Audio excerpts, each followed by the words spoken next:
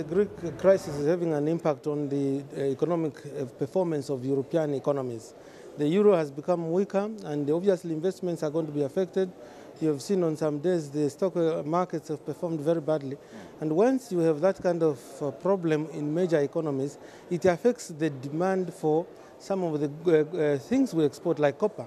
The European Union as a whole is a major consumer of copper, and when they've got problems of this nature, it does affect demand for commodities. How worried are you? Well, we are worried in many ways, but firstly, once the demand for copper goes down, the price goes down, and that affects our situation at home. Yeah. Right now, for instance, we've seen over the last 2 weeks or so, the price of copper has started to go down, and also the kwacha has started to depreciate.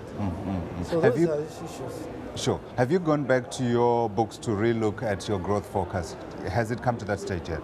Well, the growth forecast is an interesting issue. As you know, last year was a very bad year for all the economies in the world. Although Africa fared slightly better than the global economy average. But Zambia was an exception. We did very well last year. We actually had a growth rate of 6.3%. Now, if you compare, I don't think there are many countries that achieved that. Some of the commentators have said we had one of the best performances last year, 6.3. Now, there are several factors which explain this. One, the quick recovery in the price of copper. We also had a very good bumper harvest in maize, grain production, which is very important also for inflation. And sectors like construction, manufacturing were doing well. It was only tourism which didn't do well. So last year was an excellent year for us. And this year? This year we expect to do even better. You'll be surprised. Better than the 6.2%? Yeah. Because already the results for grain production have come in. Yeah. And I can tell you this year's harvest is 47% more than last year's harvest. So things are looking good. So it's a bumper. And again, grain is very important because food prices in all African countries are key towards inflation. So we expect even lower levels of inflation this year. But food, if maize price comes down, we expect also stock feed prices will come down. And all these things are key towards our success. So what's your target for this year? Personally, I've been saying between 7 and 8. It would not be off the mark. Do you think Greece will derail that forecast? They could, yes. And we hope that the European Union can work hard to address the Greek problem. But most important going forward, to work out a mechanism where they can enforce fiscal discipline. Because they've got a monetary union, which has been working well with the euro.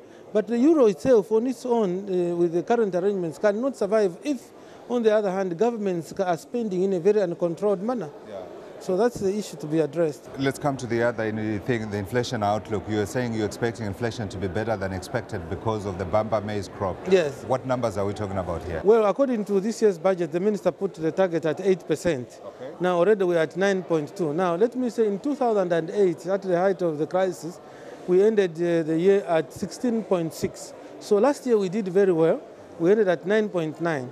And this year the target is 8. And so far with the bump harvest of maize and all the other things that are going on, we expect to do even better. But of course, you see, a growing economy also has got inflationary pressures. But all this taken into account, the pressures coming from the growth that we are experiencing and also the positive aspects on food production, we expect that 8 is a reasonable target. Okay, so you reckon you might be able to undershoot that? Well, possibly, yes, we could. I don't see any reason why we can't really. Indeed. Now, one of the issues that has come out of the discussions here is economic and monetary integration. And one of the points that you personally raise is that it's very difficult to implement monetary integration when you have got divergent economies and we have got economies at different stage of development. Does that spell the end of the SADC dream, at least in as far as currency convergence is concerned? Not necessarily. I think what we have been saying, and this is not the first time that especially central bankers have been saying this, we've been saying that ultimately we must have monetary integration, but it's the timing. The timing is not right. You know, I was very happy in the meeting there, for instance, the response of the governor of Nigeria when he was saying that, you know, you don't need, first of all, you need to grow your trade. What is the purpose of monetary union? So I can come to Zambia with my rand and be able to buy whatever I want? Well, you can. Rand is hard currency of the region. But what we are trying to do, if I can tell you, already with Mozambique, we have signed a currency export arrangement. Sure. Very soon we'll be signing with Malawi. What we want is a situation where somebody coming from a neighboring country should not go through a US dollar to get the Zambian kwacha. You can come with the South African rand and get kwacha. What about somebody can come with the Zimbabwean whatever and get the Zambian kwacha. Indeed. Governor, we have to leave it there. Thanks very much indeed for joining us. That's Governor Caleb